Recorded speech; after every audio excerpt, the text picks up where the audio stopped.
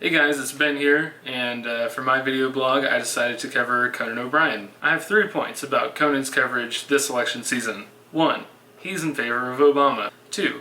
He likes finding the smaller, funnier things that happen. And 3. He doesn't really like talking about it a whole lot. He makes fun of the naming conventions that the Romneys use for their sons quite a bit. He makes the stereotypical jokes about Mitt Romney being obscenely rich, how he's outsourcing everything, and how he's trying to get rid of Big Bird and public funding. The night after the second presidential debate, he made all of his political jokes about Mitt Romney, making it fairly obvious who he's voting for.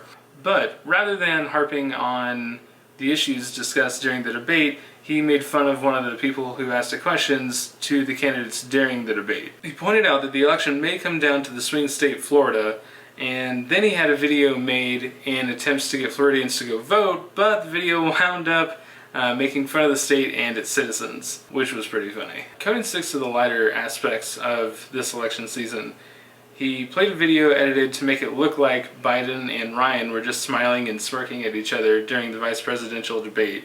And he seems to stick to lighthearted topics, which is in line with his comedic style. Conan states some of the headlines in politics and talks about them a little bit, and then he makes a silly, ridiculous joke that's pretty obvious that he's made up. He only makes a few election-related jokes during his monologue, and it's obvious that he'd rather make light of other current topics that aren't so dividing. After the last presidential debate, Conan celebrated that they were over and dreaded that he had to do them again in 4 years. Conan loves being the butt of his own jokes and would rather make silly, stupid jokes about other things. For example, he decided to promote the charitable event Night of Too Many Stars, and he promised that if he reached his fundraising goal, he would get a ridiculous spray tan and cornrows for one of his shows. He did that.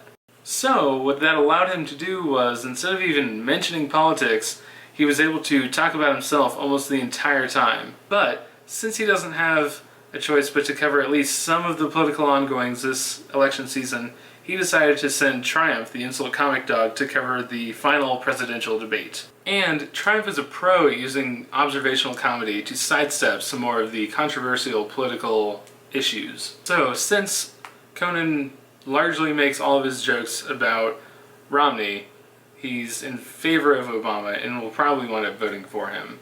He finds and talks about the smaller, more comical things that happened during the election rather than focusing on the big issues. But when Conan does have to talk about politics on his show, he often passes it off to correspondents such as Triumph the Insult Comic Dog or Dion Cole.